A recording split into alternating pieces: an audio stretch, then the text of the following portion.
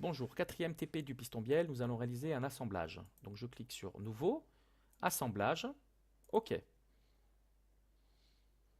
Première étape, je clique pour désactiver. Voilà. Maintenant, je vais faire SolidWorks Affichage Origine. Donc mon origine apparaît ici. Je vais faire Insérer des composants, Parcourir, et je vais aller chercher en premier mon piston. Je clique sur Piston, Ouvrir, et je clique sur... Donc l'origine doit être l'origine du piston et l'origine de l'assemblage. Voilà. Donc mon curseur, voilà, parfait. Maintenant, je me mets en vue isométrique et je vais aller chercher les deux autres pièces.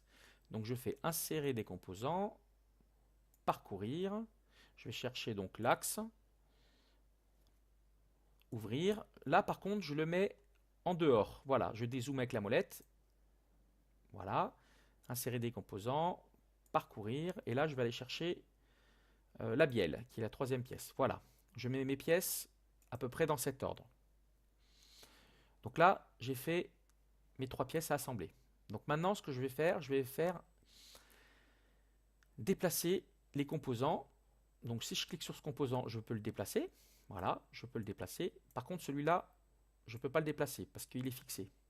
Rotation composant, je vais cliquer sur ma bielle et je vais positionner ma bielle à peu près comme elle doit être prépositionnée. Voilà, je valide.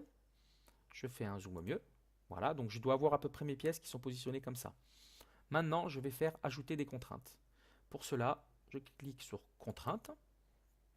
Je clique sur cette surface, donc de l'axe. Je vais zoomer et je clique sur la surface cylindrique du piston. Et là, je dois avoir face, face, coaxial. Je peux valider. Voilà, parfait. Deuxième étape, je vais cliquer sur le centre par contre, sur la surface ici. Je fais un zoom sur cette surface. Donc là, j'ai bien face, face, coaxial. Je dézoome.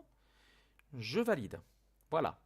Donc maintenant, ce que je peux faire, je peux déplacer, je m'aperçois que je peux déplacer dans ce sens et dans ce sens. Voilà. Donc là, maintenant, je vais faire les contraintes suivantes.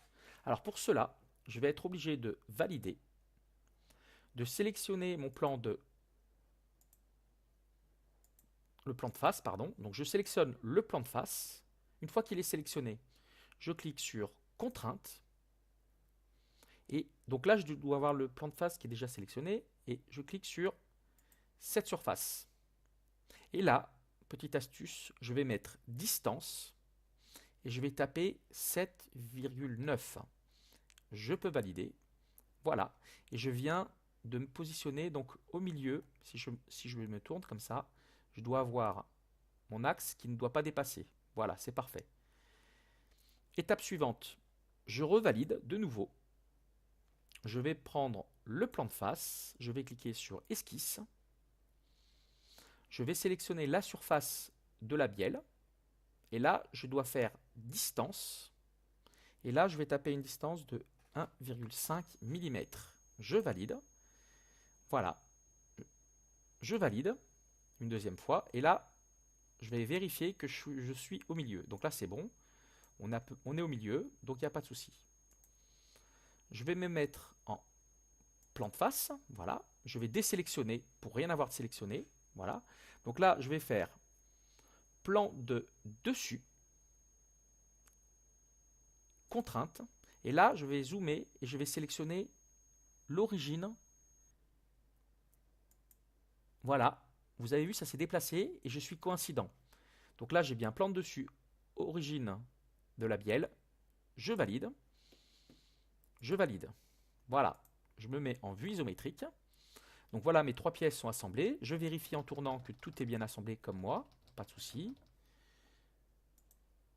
Vue isométrique. Je peux enregistrer mon travail. Donc là, je vais l'appeler piston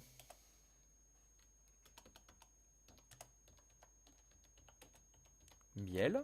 Alors ne vous inquiétez pas, vos trois pièces ont disparu ici parce que là, on est en type d'assemblage. Et les pièces sont en type pièce. C'est pour ça. Donc là, je fais enregistrer. Voilà. Donc mon assemblage, est terminé. Donc après, je vais vous montrer un TP suivant qui sera la réalisation de la vue éclatée. Voilà, je vais pouvoir fermer. Merci à vous, à bientôt, au revoir.